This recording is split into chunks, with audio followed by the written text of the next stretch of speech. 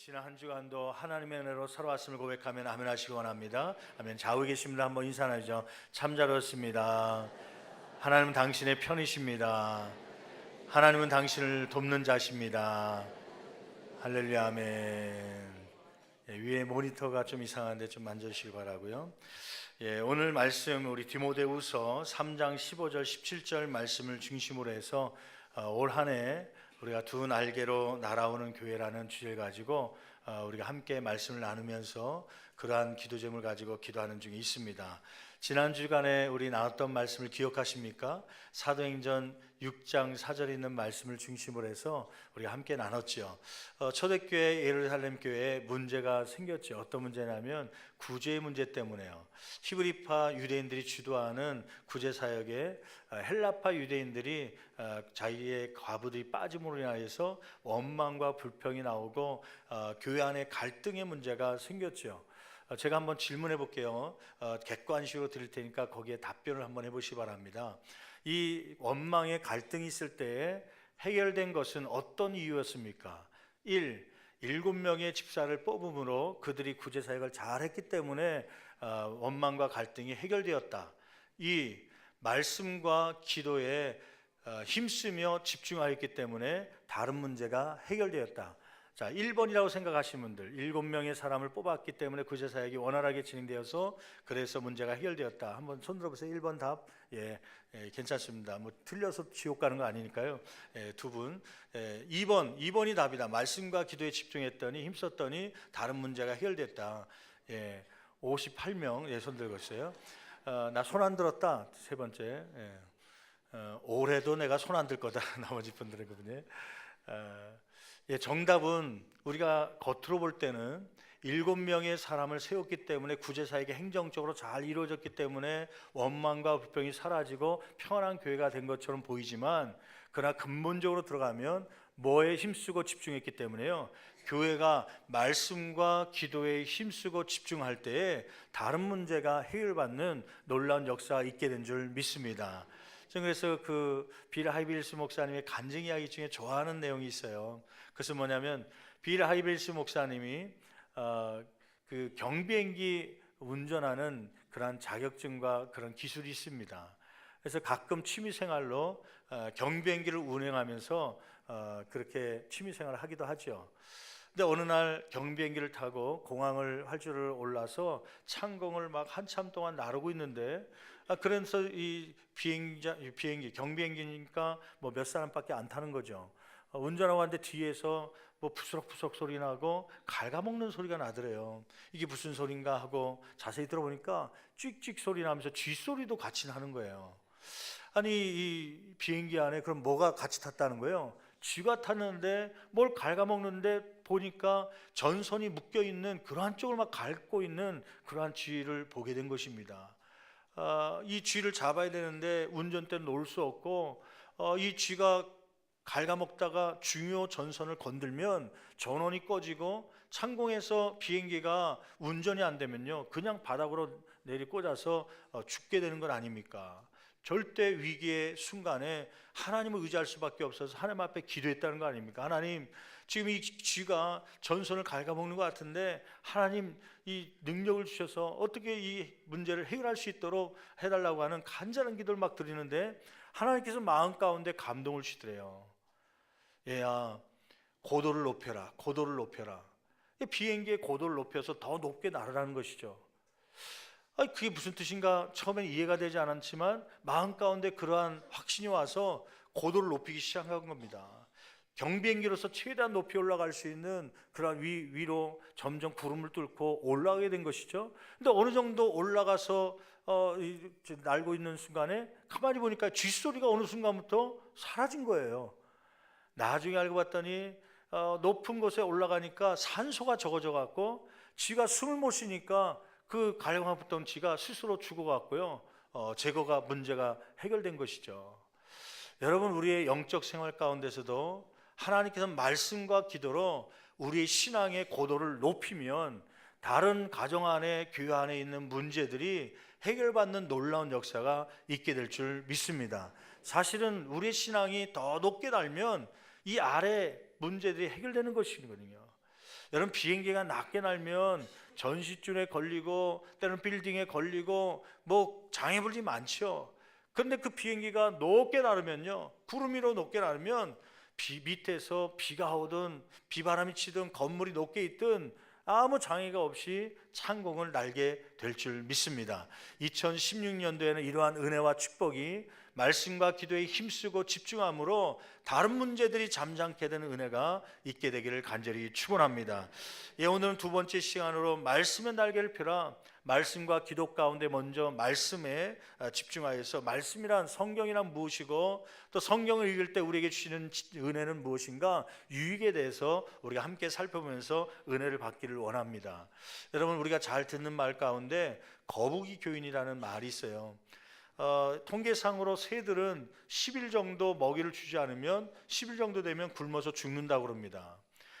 사납던 개들도, 사냥개들도 20일 정도 물과 먹이를 주지 않으면 이 개들도 죽을 수밖에 없지요. 사람도 이 물을 주지 않고, 단식이라고 하죠. 물도 먹지 않고 음식도 먹지 않게 되면은 한 15일 만에 사람도 죽게 됩니다.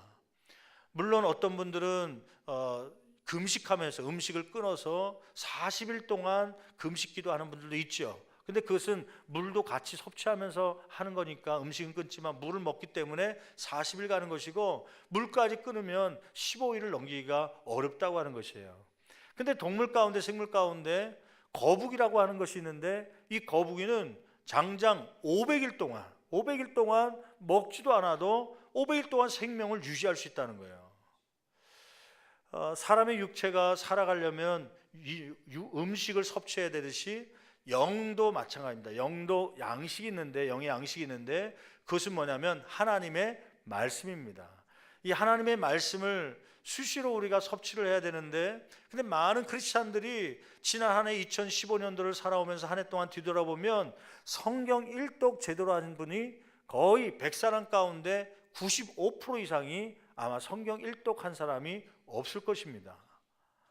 한번 손들어 볼까요? 작년 한 해 동안 나 성경 일독했다라고 생각하는 분들 한번 손들어 보세요. 일독하신 분들, 일독하신 분들, 봐보세요. 거의 10%가 안 되는 그러한 인구들 아닙니까? 인원들이. 그러니까 거의 다 95% 이상이 우리 교회뿐만 아니라 많은 분들이 성경 말씀, 영의 양식이라고 생각하지만 그것을 수시로 정기적으로 읽지 못하는 사람이 참 많죠. 그래서 거북이 교인이라는 말이 생긴 거예요. 500일 동안 먹지 않으면서도 근근히 생명을 유지하고 있는 거북이처럼 크리스찬이라고 하지만 영의 양식을 받지 않고 마치 식물인간처럼, 중환자실에 누워있는 식물인간처럼 근근히 살아가고 있는 우리의 영적 생활을 지적하게 된 것이죠. 예수님은 마태복음 4장 4절 말씀을 통하여 뭐라고 말씀하냐면, 사람이 떡으로만 살 것이 아니요, 오늘날 우리나라 말로 얘기하면 음식이겠죠. 밥이겠죠. 사람이 밥으로만 살 것이 아니요, 하나님의 입으로부터 나오는 모든 말씀으로 살 것이라. 아멘. 그 말씀을 어떤 사람은 오해갖고, 야, 밥 먹지 말란다, 말씀만 읽어야 된다, 그게 아니라 밥으로도 살아야 되지만 그것만으로 사는 것이 아니라 무엇이 필요하다는 거예요? 영의 양식, 하나님의 말씀이 필요하다. 이것 가지고도 살아야 된다는 것을 강조하고 있는 것이죠. 오늘 말씀을 통하여 우리가 성경은 어떤 것인지, 또 성경을 읽을 때 어떤 유익이 있는지 함께 살펴보기를 원합니다. 먼저 첫 번째로, 성경은 어떤 책입니까?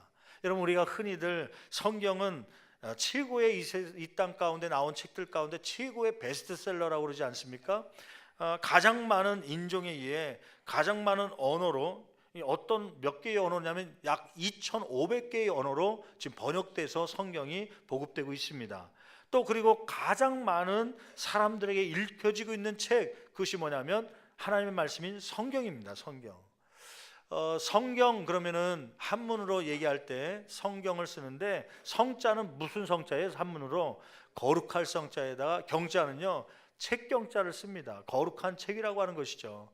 그래서 영어 표현으로는 The Holy Bible이라고 그래요. 홀리라는 것은 거룩하다라는 뜻이고, 바이블이라는 것은 책이라는 뜻이죠. The Holy Bible, The Holy Book, 이 거룩한 책이 뭐냐면 곧 하나님의 말씀이죠. 이 성경은 총 몇 권으로 되어 있습니까? 목사님 이거 한 권인데요. 한 권인데 어떻게 66권입니까? 이렇게 얘기하시는 분인데요. 물론 한 권입니다. 책 한 권이죠. 근데 이 한 권을 이루기 위해서 작게는 66권의 책이 같이 묶여져 있는 거예요. 창세기, 출애굽기, 레위기부터 해갖고 맨 뒤에 맨 마지막 책이 뭐예요? 요한계시록. 그래서 총 66권이 기록되어 있는데 이거를 구약과 신약으로 나누지요. 구약과 신약으로 나누죠. 구약 성경은 몇 권입니까? 구약 성경은 39권이에요. 제가 오늘 우리 물론 10년, 20년 신앙생활 하신 분들은 이미 다 알고 있는 내용이지만 이 가운데는 또 처음 예수 믿어서 이 성경 공부를 잘 못해서 성경이 몇 권으로 되는지 모르신 분들을 위해서 잠깐 또 리마인드 하면서 우리가 배우려고 그러는데요. 총 구약은 39권으로 되어 있어요. 신약은 총 몇 권입니까? 27권으로 되어 있습니다. 그래서 쉽게 암송하려면은 외우려면 뭐라고 하면 돼요? 39 27 이제 곱하기를 연상하면서 구약 39권에다가 신약 27권, 그래서 총 66권임을 우리가 알 수 있죠. 그럼 한번 질문해 볼게요. 성경은 총 몇 명에 의해서 쓰여졌습니까? 예, 성경 공부하신 분들은 쉽게 대답이 나올 거지만 뭐 이거는 외우지 않아도 뭐 천국 가는데 지장은 없습니다. 그런데 최소한 10년 이상 신앙생활 했다는 분들은 성경에 대해서 이야기할 때 안 믿는 사람에게 좀 소개를 할 때 이 정도 기본 상식은 좀 갖고 있는 게 좋겠죠. 총 40여 명에 의해서 성경이 쓰여졌죠. 혹은 어떤 분들은 41명이라고 이야기하는 신학자들도 있습니다. 이유가 뭐냐면 히브리서 문제 때문에 그렇습니다. 히브리서라는 성경이 신약에 있는데 이 히브리서를 바울이 쓴 걸로 여길 거냐 아니면 다른 사람으로 여길 거냐, 거기에 따라서 바울이 썼으면 뭐 저자가 더 늘어날 필요 없이 40명인데 바울이 쓰지 않고 다른 사람이 썼다 생각하면 누군지 모르지만 한 명이 더 추가되니까 41명이 될 것이다. 보통 보수적인 교회들은, 신학자들은 40명으로 얘기하고 히브리서도 바울이 썼을 것이다 생각하고 또 그렇게 생각하지 않은 분들은 41명으로 얘기합니다. 그래서 저희 교회에서는 대충 성도들 이해하기 쉽게 또 히브리서를 바울 사도가 썼다는 가정하에 40명의 저자들이 썼다라고 이야기하죠. 몇 년 동안 쓴 거예요. 몇 년 동안. 보통 책 한 권을 집필하기 위해서 몇 개월이 걸리기도 하고 혹은 몇 년이 걸리는 그런 소설도 있죠. 근데 이 성경은 몇 년에 걸쳐서, 어떠한 기간을 걸쳐서 이 성경이 완성된 거죠. 창세기가 쓰여진 데는 언제예요? 창세기가 쓰여진 거는 BC, 예수님이 오시기 전 1500년 전입니다. 1500년경에, 약 1500년경에 모세에 의해서 쓰여졌고, 그 다음에 제일 마지막, 신약의 마지막 썼던 책은 뭐냐면 요한계시록이죠. 요한계시록은 예수님이 오신 후에 100년 때 됐을 때에 사도 요한에 의해서 계시록이 쓰여졌거든요. 그래서 1500년 전, 그 다음에 100년 합해보니까 총 몇 년이에요? 1600년간에 걸쳐서 이 성경 말씀이 쓰여진 거예요. 여러분, 세상 어느 곳에 이 책을 쓰는데 1600년 동안 40여 명이 걸쳐서 썼다는 책은 없을 거예요. 오랫동안에. 근데 재미있는 사실은 이 주제는 하나로 통일성을 갖고 있습니다. 어떤 통일성을 갖고 있냐면, 여러분 이 주제의 말씀에 대해서 한번 찾아볼까요? 요한복음 5장 39절 말씀 볼까요? 5장 39절 말씀 보면 이 여러 저자가 있고 1600년 동안 쓰여졌음에도 불구하고 주제 중심은 누구로 향하고 있는가? 결론적으로 얘기하면 예수님에 대하여 쓰고 있는 것이에요. 한번 5장 39절 말씀 같이 한 목소리로 봉독합니다. 너희가 성경에서 영생을 얻는 줄 생각하고 성경을 연구하거니와 이 성경이 곧 누구에 대하여, 지금 이 말씀이 예수님이 하시는 말씀 아니에요? 이 말씀은 곧 예수님에 대하여 뭐 하는 것이라? 증언하는 것이다. 그러니까 66권이 창세기부터 요한계시록까지 있지만 이 모든 66권이 누구에 대해서 얘기하는 거예요? 예수님에 대해서 이야기하는 것입니다. 그래서 구약 얘기했잖아요. 구약이라고 하는 명칭은 옛날 약속이라는 뜻 아닙니까? 신약이라고 하는 것은 새로운 약속이라는 거 아닙니까? 근데 구약이라고 하는 것은 속죄를 기준으로 해서 죄 씻음 받기 위해서 구약 시대 때는, 옛날에는 이러한 약속으로 죄 씻음 받았다. 구약 시대 죄 씻음 받는 방법은 뭐예요? 양이나 송아지나 염소를 잡음으로 피를 뿌림으로 죄를 사함 받게. 죄를 지을 때마다 그것을 가져와서 잡지요. 근데 뭐 매번마다 죄를 지을 때마다 그것을 잡으니까 집안에 가축이 남아 돕니까?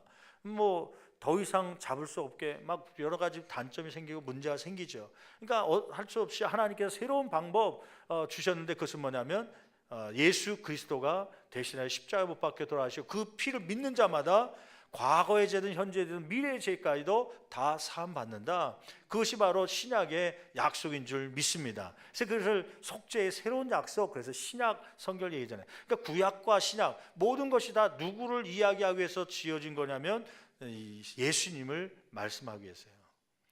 그래서 이 신학자들은 뭐라고 얘기하냐면 제1저자가 있고 제2저자가 있다. 제2저자는 40여 명의 사람이지만 그 40여 명의 사람들의 마음을 움직이고 감동시킨 한 분의 저자가 있는데 누구냐면 성령님이시다.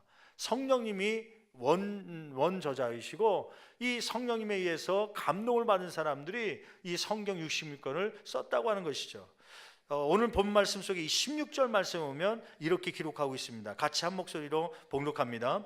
모든 성경은 하나님의 감동으로 된 것으로 교훈과 책망과 바르게 함과 의로 교육하기에 유익하니. 거기 중요한 말씀이 있죠. 모든 성경 66권은 무엇으로 됐다고 하는 것이에요?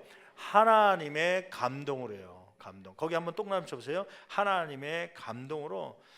이 당시에는 모든 성경은 아마 구약을 얘기할 것입니다. 그런데 오늘날 이 모든 성경이라는 것은 신약을 포함한 66권을 이야기하는 것이죠. 베드로후서 1장 20절에서 21절 말씀 볼까요? 거기에도 이렇게 기록하고 있습니다. 같이 한 목소리로 봉독합니다. 먼저 알 것은 성경의 모든 예언은 사사로이 풀 것이 아니니. 21절 예언은 곧 성경은 그렇게 계속 읽습니다.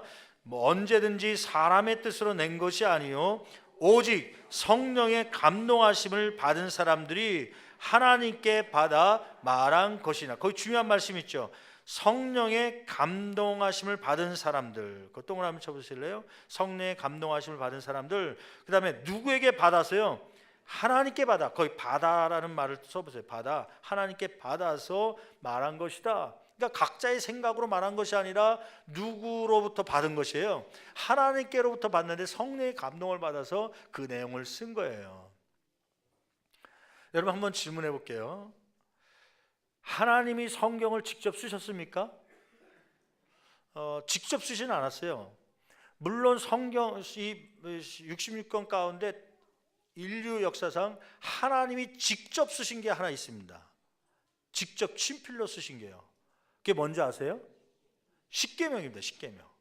십계명은 모세가 쓴 게 아니라 하나님께서 돌판을 준비하라고 갖고 왔더니 그 돌판에다 직접 써주신 거예요. 그거 외에는 66권 안에 직접 하나님이 쓴 게 없습니다.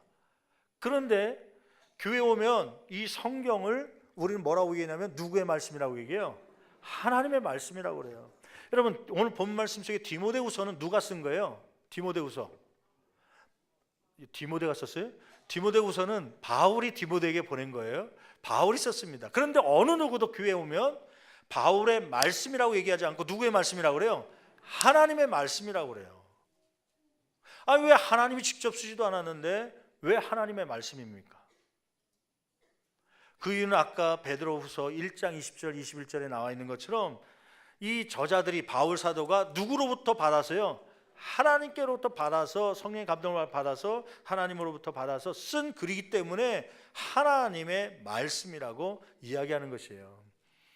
어떤 할머니가 자기 이제 아들이 중동에 일하러 간 겁니다. 돈을 벌겠다고 그 중동에 40도 50도가 넘는 뜨거운 열기 속에서 막 건축을 해가면서 일을 해가면서 모래바람을 맞으면서 그 안에서 가정의 그 경제적인 부분을 책임지겠다고 가서 일하는데 얼마나 마음이 안타깝습니까? 궁금하기도 하고 달려가서 보고 싶은데 뭐 비행기 탈 줄 압니까? 그때는요. 비행기 탈지도 모르고 어떻게 사는지 궁금하기도 하고 아들이 가끔 편지가 오는데 거기에 답장을 하고 싶은데 문제는 이 할머니가 한글을 배운 적이 없어요. 글을 쓸 줄 모르니까 어떻게 하냐면 손주 하나를 부릅니다. 얘야, 초등학교 5학년짜리 손주를 불러서 야, 너 편지 좀 하나 갖고 와라.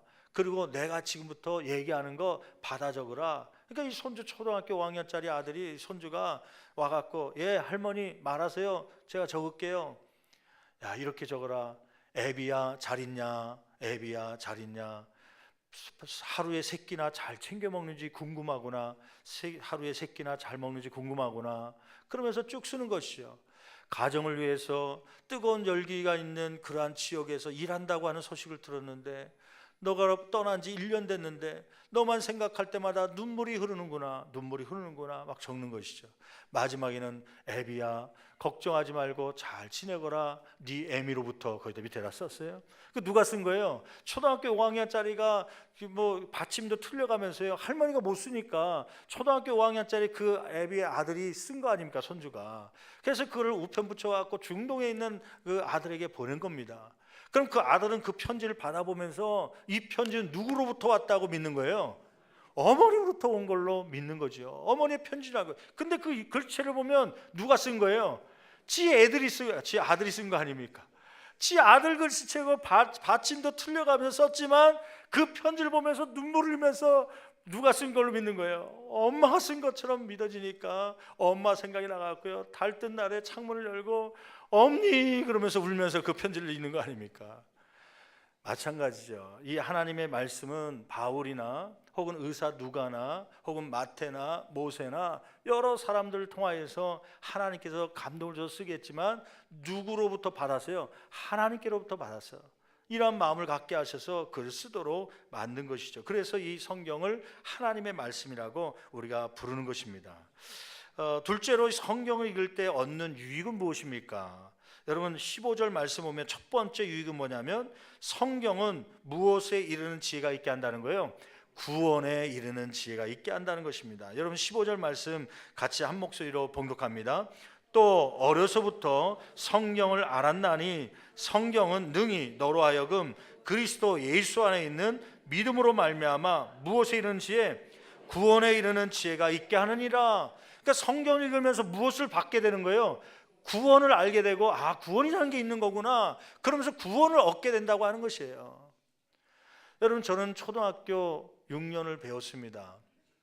그리고 중학교 3년, 고등학교 3년 공식적인 그러한 학업을 했죠. 근데 그 12년 동안, 물론 대학원도 배우지만 그 12년 동안 시장적인 학문을 배울 때는요, 구원에 대해서 어느 교과서에도 나오지 않았습니다. 죄에 대해서도 다루지도 않았고요. 세상적인, 저 어렸을 때 그 출판사들이 있었는데 뭐 교학사, 무슨 뭐 어디 출판사 나오는데 거기에 나오는 것은 창조에 대해서 나오는 게 아니라 진화론에 대해서 배우더라고요, 우리나라는요. 그래서 나는 우리나라가 다 진화론을 배우니까 세상 사람들도 다 진화론을 배우는 줄 알았어요. 근데 미국에서 가서 보니까 진화론은 그 우리나라만 100% 이렇게 가르치는 것이지 미국 학교들은 50%는 진화론이고 50% 학교들은 창조론을 가르치다. 창조론, 성경 말씀을요. 어차피 다윈의 진화론은 가설입니다. 가설. 다윈조차도 죽으면서 나는 이걸 믿지 않는다고 얘기했는데 그 밑에 있는 그 제자들이 그걸 모아갖고 그 진화론을 만든 거 아닙니까? 진화론을 마치 종교, 뭐 신앙심처럼 막 추앙하고 믿고 있는 사람도 있어요. 아무튼 우리나라는 이러한 진화론을 배우기 때문에 저는 어려서부터 진화론이 맞는 줄 알았어요. 근데 어느 날 교회 와서 성경책을 했는데 창세기 1장 1절에 뭐라고 기록하고 있냐면 1장 1절이 뭐예요? 태초에 하나님이 천지를 창조하시니라. 천지가 진화된 게 아니라 빅뱅, 이런 빅뱅, 막 큰 폭발이 우주에 일어나서 거기에서 적당히 태양과 떨어졌던 지구에서 생물이 자랐다, 그게 아니라 하나님께서 천지를 창조하셨다는 그 내용을 다른 교학사나 이런 교과서에서 나온 게 아니라 성경 말씀을 통하여 배우게 된 것이에요. 성경 말씀을 읽다 보니까 로마서 3장 23절에 모든 사람이 죄를 범하였으므로 하나님 나라, 하나님 영광에 이르지 못한다고 하는, 천국에 갈 수 없다는 그런 말씀을 보게 된 것이에요. 아니 그러면 어떻게 우리가 천국에 갈 수 있는가 봤더니 요한복음 3장 16절 말씀 보니까 하나님이 세상을 이처럼 사랑하사 독생자를 주셨으니 이는 저를 믿는 자마다, 예수 그리스도를 믿는 자마다 멸망치 않고 지옥에 가지 않고 영생, 천국을 얻게 하려 하심이라. 예수님만 믿으면 천국에 간다는 거예요. 하나님께서는 우리를 사랑해 주셔서 구원받을 수 있는 방법, 천국에 갈 수 있는 방법을 하나 만들어 주셨는데 그것은 부처나 다른 뭐 마호메트를 믿는 것이 아니라 예수 그리스도를 믿으면 천국에 간다고는 그런 비결을 알려주신 것이죠. 요한복음 1장 12절 말씀 보니까 영접하는 자, 어떤 사람이 영접하는 사람이에요? 그 이름, 예수 그리스도의 이름을 믿는 자들에게는 하나님의 자녀가 되는 권세를 주셨으니, 그 말씀을 읽으면서 예수님을 믿으면 하나님의 자녀가 되고 천국에 갈 수 있다, 이런 확신이 들면서 아멘, 내가 이 예수님을 믿겠습니다. 그 순간에 우리가 자녀가 되고 천국 시민권이 주어지고 천국에 들어가게 되는 줄 믿습니다. 여러분, 이 지혜, 이 구원받는 방법은 무엇을 통해서 알 수 있는 거예요? 성경이요. 성경을 통해서 알려주는 것 아닙니까? 여러분, 이 성경을 읽을 때 어떻게 하면 우리가 구원에 이를 수 있는지 지혜를 얻게 되고 믿음을 갖게 되는 줄 믿습니다. 두 번째는 뭐냐면 17절 말씀에 보면 성경은 하나님의 사람으로 온전하게 만들어줍니다. 여러분, 17절 말씀 같이 한 목소리로 봉독하시겠습니다. 이는 하나님의 사람으로 뭐하게 만들어준다는 거예요? 온전하게. 그러니까 하나님의 사람, 하나님의 형상을 회복할 사람으로 만들어준다는 거예요. 여러분, 세상적인 학문이 사람을 변화시킬 수 없습니다. 여러분, 세상적인 어떤 체험들이 사람을 변화시킬 수 없습니다. 여러분, 사람을 변화시키는 것은 이 하나님의 말씀인 줄 믿습니다. 여러분, 어거스틴이라는 사람이 있지 않습니까? 어거스틴이라는 사람은 17세도 되기도 전에 좋아하는 여자가 있어갖고요, 그 여자와 동거하는 삶을 살았어요. 부모로 허락받지도 않고 부모 몰래 동거하다가 이 결혼도 안 한 어거스틴이 애까지 낳게 됩니다. 이 애를 낳고 살면서 방탕한 삶을 살아요. 또 그렇다고 해서 가정을 돌보는 가정이 어거스틴이 아니라 그 애를 낳고 나서도 방탕한 삶을 살면서 막 찌들어 사는 세상 가운데 있는 그러한 방탕의 삶을 살지요. 이 어머니는 항상 이 어거스틴을 위해서 기도하는데 어느 날 이 어거스틴이 방 안에 있다가 갑자기 하나님의 감동으로 애들이 놀이를 하면서 들렸던 소리인지 책을 펴서 읽어라, 그러한 감동이 와갖고 어머니가 보내줬던 성경책이 있었거든요. 한 번도 제대로 보지 않았던 성경책을 그 순간 이 성경 말씀을 핀 것이죠. 성경을 딱 폈는데 어떤 말씀이 주어졌냐면 로마서 13장 10절 말씀이 마음 가운데 확 들어온 거예요. 그 말씀의 내용이 뭐냐면 밤이 깊고 낮이 가까웠으니 그러므로 우리가 어둠의 일을 벗고 빛의 갑옷을 입자. 그동안 어머니가 수시로 잔소리했고 주변에서도 너 그렇게 살면 안 된다고 얘기했지만 어느 것 하나도 이 사람의 마음을 변화시킬 수 없었는데 이 단 한 구절의 하나님의 말씀이 그 삶을 변화시킨 것이죠. 어둠의 일을 벗고 빛의 갑옷을 입자. 그가 방탕한 삶, 어둠의 일이었다는 것을 기억하고 회개하고 그 자리에서 하나님 앞에 회개하고 빛의 갑옷을 입기 시작합니다. 예수 그리스도를 영접하고 기도하면 영적 경건의 삶을 살게 되죠. 그가 나중에 죽게 되었을 때 그 사람들은 뭐라고 부르냐면 성 어거스틴, 앞에 성이라는 거룩할 성자라는 것을 붙여갖고 영어는 세인트인데 이 성 어거스틴, 세인트 어거스틴이라는 말로 별명을 지어주지 않습니까? 거룩한 삶으로 변했기 때문에요. 여러분, 우리의 삶 가운데 우리의 삶을 온전하게 만들어주는 것은 하나님의 말씀인 줄 알고 그 말씀을 통하여서 이 한 해 우리의 성품과 인격들이 더 성장하고 성숙해지고 하나님이 원하는 완전한 적합한 그러한 사람들이 되기를 간절히 축원합니다. 어떤 분들은 그런 얘기를 해요. 목사님, 저는 교회 오면 말씀만 들으면 자꾸 졸음이 와서 이거 교회 와도 필요가 없는 것 같아요. 말씀만 집에서 보려고 그러면 괜히 잠이 자고 이거 말씀이 너무 딱딱해져서 말씀을 1년 동안 받아도 기억나는 게 하나도 없습니다. 지난 1년은 뒤로 하고 지난주 어떤 말씀을 배웠냐고 물어보면 아까 좀 전에 복습했으니까 다행이지 어떤 내용 배웠는지 아마 까마득하게 잊어버리는 분들이 참 많습니다. 여러분, 오늘 말씀을 이렇게 듣지만 듣고 나가는 순간에 오늘 본문과 제목은 다 깡그리 잊어버려갖고 그냥 또 한 주를 생활하는 것이죠. 어떻게 보면 주일날 오는 게 이거 괜히 오는 것 같고 막 그럴 때가 있잖아요. 어떤 분이 그랬다고 그래요. 목사님한테 목사님 참 안타깝고 좀 한심합니다. 막 그런 식으로 얘기하더라고요. 그래서 뭐가요? 했더니 어차피 성도들은 목사님 지난주에 설교한 내용 하나도 기억한 사람 없습니다. 근데 보아하니 목사님 주일 설교 준비하는데 일주일에 10시간 20시간 헌신하고 투자하는데 그럴 필요가 있겠습니까? 뭐하러 그렇게 말씀 준비합니까? 다 허무한 짓 하는 겁니다.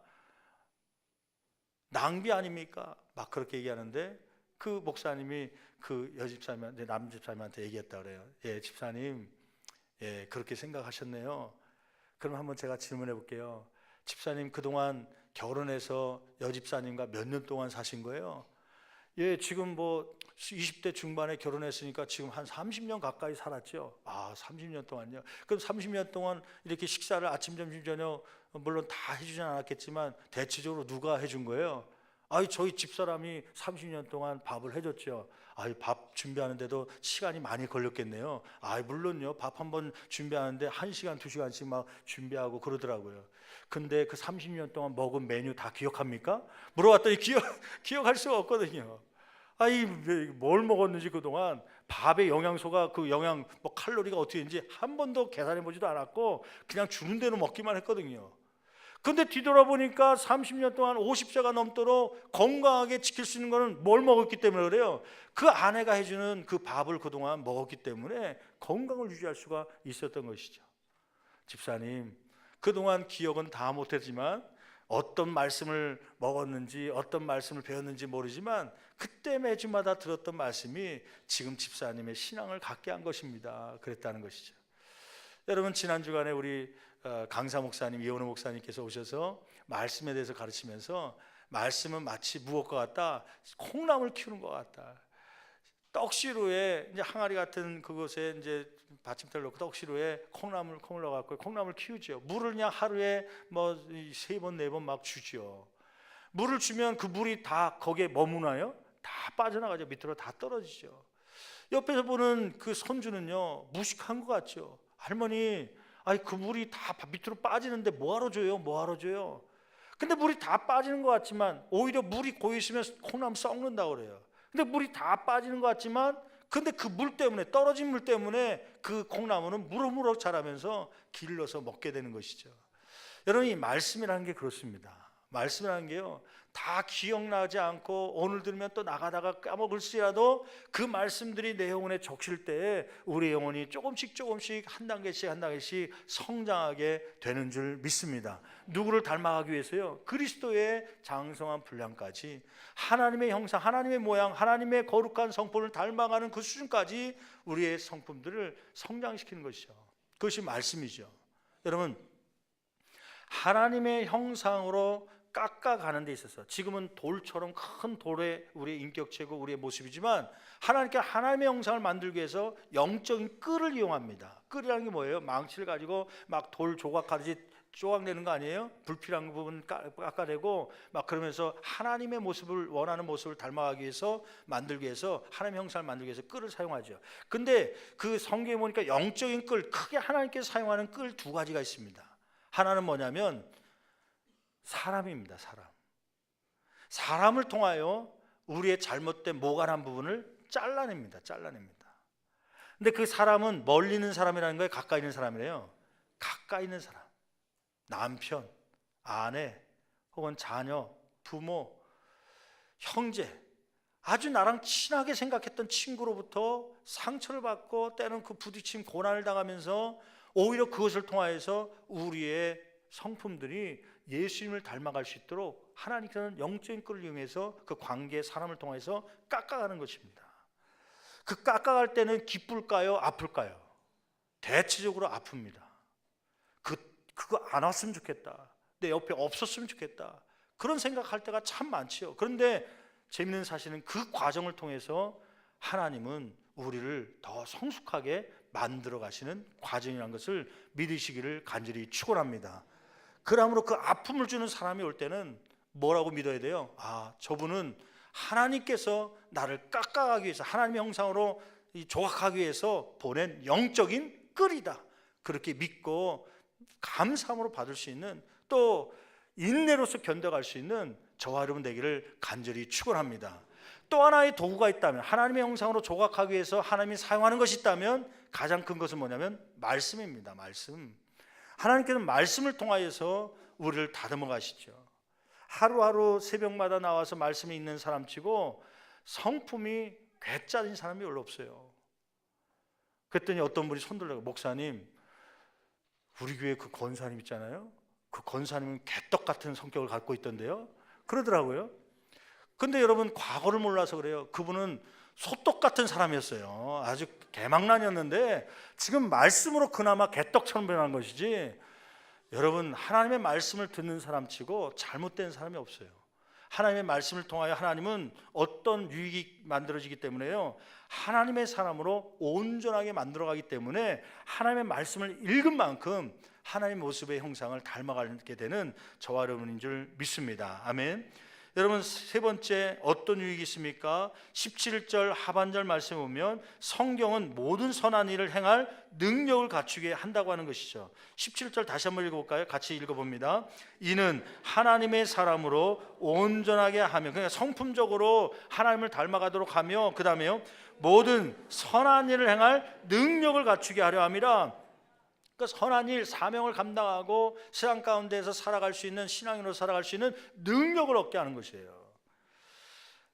오늘 아침에 말씀 큐티 내용은 뭐냐면 마태복음 4장에 있는 말씀이었어요. 우리가 생명의 삶 진도에 따라서 큐티를 하잖아요. 새벽 기도를 드리는데 4장 말씀은 뭐냐면 예수님께서 성령에 이끌려 마귀에게 시험을 받는 장면이에요.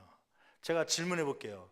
여러분, 예수님은 마귀에게 시험 받을 수 있습니까? 시험 받아야 됩니까? 예수님은 시험 당할 능력이 크신 분이기 때문에 마귀에게 시험 당할 이유가 없습니다. 또 그것을 성경에 굳이 적을 필요도 없어요. 근데 예수님 보니까 성령에 이끌려 마귀에게 시험을 받았다고 기록하고 있거든요. 그러니까 스스로 그냥 시험 받아 들어간 거예요. 능력 있는 분이 마귀, 별것도 아닌 그 마귀에게 시험을 받을 이유가 뭐 있습니까? 근데 그 일부러 성령에 이끌려 가신 거잖아요.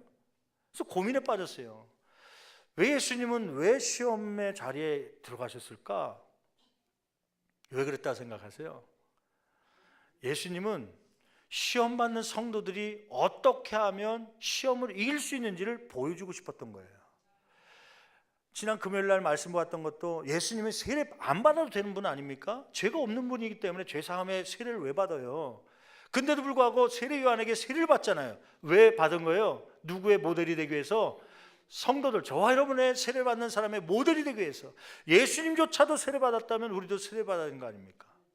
예수님이 왜 시험을 받았냐면 받을 필요가 없는데도 불구하고 받은 이유는 우리로 하여금 시험을 받지만은 그러나 이길 수 있다, 어떻게 이길 수 있는지를 알려준 것이죠. 창세기 3장은 아담과 하와가 시험 받는 장면이 나옵니다.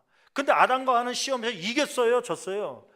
졌어요. 뱀 속에 들어간 사탄이 선악과를 따먹으라 그랬더니 불순종해서 하나님 말씀 듣기보다 뱀의 말을 듣고 사탄의 말을 듣고 실수해서 따먹고 말잖아요. 이 시험을 받았던 아담과 하와는 졌지만, 근데 예수님은 시험을 똑같이 받으면서 누구에게도 시험이 있다, 예수님에게도 시험이 있던 것처럼 아담과 하와에게 있었던 것처럼 모든 인류 가운데 시험이 있는데 이 시험을 이길 수 있는 비결이 있다, 내가 보여주겠다. 그 비결이 뭔지 아세요? 그것은 말씀이었습니다. 말씀. 떡덩이를 가지고 돌 가지고 떡덩이 되게 해서 먹어봐라. 예수님께서 얼마나 먹고 싶었겠습니까? 왜요? 40일 동안 금식하면서 기도했기 때문에 이 돌덩이를 떡덩이로 만드는 거 능력 있으니까 만들 수 있죠. 그러나 불구하고 이 사탄이 유혹할 때 내가 능력 받은 것은 떡을 만들어서 먹기 위해서 한 것이 아니라 내가 하나님의 구원의 사역을 감당하기 위한 것인데, 그러면서 뭐라고 말씀하시죠? 말씀으로 물리치죠. 사람이 떡으로만 살 것이 아니요 하나님의 입으로 나오는 모든 말씀으로 살 것이다. 떡으로만 사는 것이 아니라 하나님의 말씀으로 살아야 된다. 신명기에 있는 말씀을 가지고요. 또 신명기 말씀을 가지고 또 하잖아요. 두 번째, 성전 꼭대기에 올라가서 막 시험하잖아요. 이 땅을 보여주면서 또 성전 꼭대기에서 내려와라. 떨어지면 천사가 와서 받쳐줄 거 아니냐. 주 너의 여호와를 하나님을 시험치 말라. 그러면서 말씀으로, 신명기 말씀으로 물리치고요. 또 천하를 보여주면서 나에게 엎드려 경배하면 이 천하 모든 걸 주겠다. 그럴 때 오직 여호와께만 경배할지어다. 막 그러면서 말씀, 신명기의 말씀을 가지고 시험을 이겨나가는 것이죠. 여러분, 이 시험을 이길 능력은 어디에서 오는 거냐면 말씀에서 오는 것입니다. 말씀. 지난 주간에 이 말씀은 뭐라고 말씀했냐면 성경 보니까 말씀은 뭐라는 거예요? 에베소 6장 22절 말씀 보면 검이라고 그러지 않습니까? 검, 칼이다. 여러분, 칼과 사탄은 그러면 칼이 없겠습니까? 더 강력한 무기를 갖고 오겠죠. 만약에 칼을 갖고 온다면 우리도 칼이 있는데 칼과 칼이 부딪히면 누가 이기겠습니까? 그러니까 칼 갖고 있는 사람 뭐라고 부르죠? 검객이라고 그러잖아요. 검객. 나는 이제 말씀의 칼을 갖고 있는 검객입니다. 근데 상대편도 검객이에요. 칼을 갖고 왔어요. 근데 그 칼을 갖고 있는 검객들이 싸우면 누가 이깁니까? 칼 잘 쓰는 사람이 이겨요? 강력한 칼을, 신무기를 갖고 있는 사람이 이기는 겁니까? 아니요. 그거보다 이길 수 있는 비결이 있어요. 그 기준이 있어요. 그것은 뭐냐면 누가 칼을 빨리 뽑느냐, 칼집에서. 그게 승리의 비결입니다. 여러분, 이 말씀은 곧 칼인데 이 칼집, 성경책에서요, 이것을 빨리 시험이 오거나 무슨 문제가 왔을 때, 갈등이 올 때 이 말씀의 칼을 빨리 뽑는 사람이 사탄과의 싸움에서 이기는 겁니다. 그 뽑는 동안에는 고통과 아픔들이 계속, 갈등들이 있으면서 잠을 못 자게 하는 거예요. 근데 그 말씀의 칼로 이기고 나면 승리하는 것이죠. 가급적이면 이 말씀의 칼이 빨리 뽑아지는 저와 여러분 되기를 간절히 축원합니다. 그래서 성경을 읽으라는 거예요. 성경의 유익이기 때문에요. 능력이 되기 때문에. 여러분, 그 오늘 주보에 보면은 여러분들에게 아마 나눠드린 것이죠. 성경 통독 카드 받으셨습니까? 저도 이제 받았는데 성경 통독 카드 있는데 제가 마음이 착해서요, 360일 동안의 스케줄로 해놨어요. 지난 5일 동안, 일주일 거는 안 해도 되니까 혹시 안 했던 분은 오늘이라도 시작하면 1도 갈 수 있도록. 그래서 여기 스케줄대로 있으니까 1일차 창세기 1장부터 3장까지 읽는 거 읽으신 분은 확인, 거기에 체크표하든지 동그라미 치든지, 저는요 여기다 확인란에 새카맣게 볼펜으로 칠하려고 그래요. 그게 더 보기 좋아갖고 나중에 새카맣게 여기 칠하는, 1년 되면 빨리 1년 중에 하여튼 몇 번이라도 일도 가려고, 몇 도 가려고, 하여튼 그 일별로 하는데 제가 힌트 하나 드릴게요. 말씀을 읽으면서 내가 많이 읽었던 말씀이다, 귀에 익었던 말씀이다, 혹은 내 마음에 감동이 온다, 그런 말씀들은 볼펜이나 형광펜 같은 걸로 밑줄을 한번 그으면서 가십시오. 왜 그러냐면 제가 어느 날은 어떤 분이 그런 얘기 하더라고요. 성경 말씀이 뭐가 중요하고 뭐가 안 중요한 게 뭐 있냐, 밑줄 긋지 마라. 어떤 분이 그런 얘기해서 난 또 그게 정상적인 줄 알고 그렇게 밑줄을 안 그은 적이 있었어요. 근데 어느 날 누가, 목사님 이 말씀이 어디 있죠? 그런데 분명히 로마서 어디에 있는 것 같은데 찾으려니까 한참 걸리더라고요. 근데 그 말씀들, 중요한 말씀들 밑줄 그어놓으면 대충 그 근처에 가면 눈에 확 들어오니까 빨리 찾을 수 있습니다. 그래서 여러분들이 성경을 전체적으로 한눈에 딱 볼 수 있는 시각이 안 열릴 때는, 초보자일 때는 밑줄 긋는 것도 괜찮아요. 그래서 밑줄 긋고 그 말씀을 빨리빨리 찾을 수 있도록. 더 좋은 건 뭐냐면, 밑줄 말고 더 좋은 건 뭐냐면 암송입니다. 암송. 그래서 견과류를 하루에 몇 개씩 먹는 것보다 치매 안 걸리는 방법이 있는데, 하루에 성경 말씀 하나씩만 외우면, 그것만 잘하면 치매 절대 걸리지 않습니다. 여러분, 아무튼 하나님의 말씀들을 일주일 단위에 한 구절 읽든 외우든 그렇게 해서 이 말씀들을 항상 묵상할 수 있는 저와 여러분 되기를 간절히 축원합니다. 여러분, 말씀 마치면서 한 가지 질문해 볼게요. 여러분, 2016년도에 하나님께서 주시는 복 받기를 간절히 원합니까? 물질의 복이든 건강의 복이든 삶의 행복의 복이든 평안의 복이든 하나님께서 우리에게 주시는 복이 2016년도에 넘치기를 간절히 축원합니다. 왜냐하면 하나님은 그 복을 주기를 원하시는 분이기 때문에 그래요. 근데 질문해 볼게요. 하나님께서는 이 복을 받기를 원하고 우리도 복 받기를 원하는데 어떤 사람이 복 받는 사람입니까? 복 있는 사람은 어떤 사람이에요? 시편 1편 말씀 보니까 하나님께서 다윗을 통하여서 복 받는 비결을 한 가지 말씀해 주셨어요. 그 한 가지가 뭐냐면 시편 1편 1절 2절 말씀 보면 2절 말씀에 특별히 복 있는 사람은 악인의 꾀를 쫓아내고 쭉 나가다가 2절 말씀에 뭐라고 기록하냐면, 뭐라고 기록해요? 2절 오직, 나는 갑자기 이렇게 하나님의 성령의 감동으로 말하게 하심을 따라 말하게 되는 줄 알았더니 뒤에 나왔네요. 시편 1편 2절 같이 한번 읽어볼까요? 오직 여호와의 율법. 그러니까 오직이라는 뭐예요? 다른 방법이 없다는 거예요. 다른 방법이 없다. 하나님의 복을 원하는 사람은, 하나님의 복을 받기를 원하는 사람은 다른 방법이 없다. 오직 어떤 것을 하라는 거예요?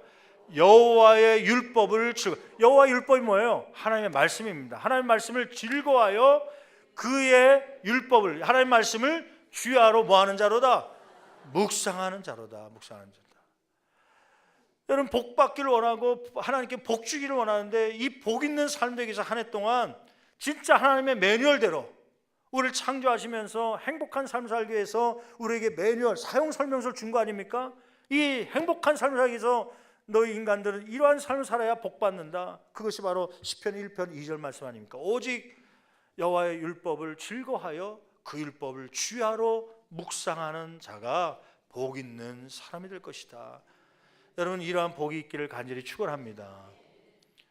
묵상이라는 게 뭐예요? 묵상이요.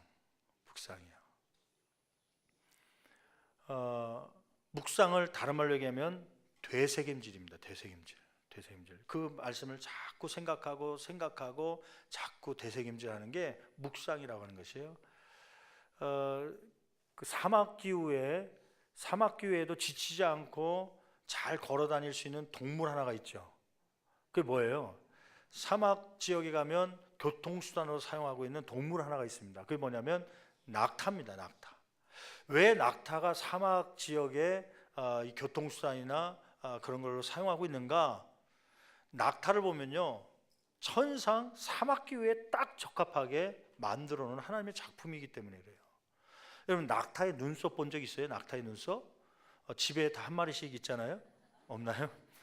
동물원에 가면 낙타의 눈썹을 봤는데 엄청 깁니다. 짧은 게 아니라 길어요. 이 눈썹은 무엇을 막기 위한 거예요? 모래바람이 눈 안에 들어가지 못하도록요, 하나님께 참 신기하게 만들어 놓으셨어요. 눈덩이가 다 어떤 동물보다도 눈덩이가 아주 깊게 만들어졌죠.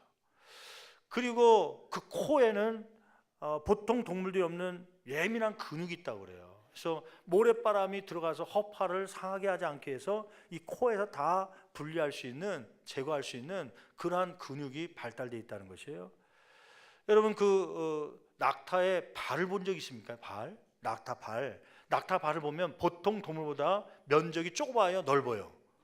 이 굽이 넓습니다. 굽이 또 높습니다. 왜냐하면 뜨거운 열을 받은 모래에 발이 뒤면 안 되니까 뒤지 않도록, 그리고 또 모래 속에 푹 얇아갖고 빠지면 안 되니까 넓게 만들어갖고 모래 바닥도 지퍼도 푹 들어가지 않도록 만들어 놓으셨어요. 그 낙타의 장점 가운데 가장 큰 장점이 하나 있습니다. 그게 뭔지 아세요? 되새김질입니다. 되새김질. 물론 요 뒤에, 등 뒤에 볼록하게 튀어나온 육봉이라고 그러는데, 그 육봉 있잖아요. 그게 무슨 주머니예요? 예, 대부분이 물어보면 물주머니라고 얘기하는데 물주머니가 아니라 지방 주머니입니다. 지방 주머니. 그래서 이 사막을 며칠 동안 굶으면서도 갈 수 있는 능력은 이 지방 주머니에서 45kg, 봉 하나에 45kg의 지방을 저장하고 있다 그래요. 그래서 막 에너지 태울 수 있는 지방이 공급되기 때문에, 그래서 이제 먼 거리도 굶으며 가면서도 갈 수 있는 거죠. 가장 큰 특징은 뭐냐면 되새김질입니다. 되새김질은 뭐냐면, 소도 되새김질 하잖아요. 소보다도 탁월한 되새김질의 능력이 있어갖고 여물통이나 물을 보면 저장할 수 있는 능력까지 다 저장합니다. 그리고는 하루 종일 그 음식을요, 입으로 끄집어내서 우물우물거리면서 계속해서 물과 수분과 영양분을 공급받습니다. 그렇기 때문에 사막의 어떠한 기후, 모래바람이 휘몰아쳐도 사람은 갈 수 없을 줄 아는 낙타는 그걸 뚫고서도 며칠 동안 먹지 않고서도 갈 수 있는 비결이 되는 것이에요. 그 되새김질을 뭐라고 부르냐면 묵상입니다. 묵상의 뜻이 되새김질한다는 거예요.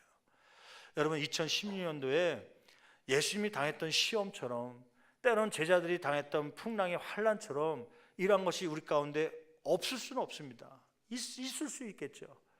근데 여러분, 그 사이를 갈 때 이 낙타처럼 하나님의 말씀을 되새김질함으로 이 하나님 말씀이 주는 능력들, 지혜, 구원 얻는 지혜, 또 온전케 되는 능력, 그 다음에 하나님의 선한 일을 감당할 능력을 얻는 저와 여러분이 됨으로 2016년도에 승리할 수 있는 저와 여러분 되기를 간절히 축원합니다.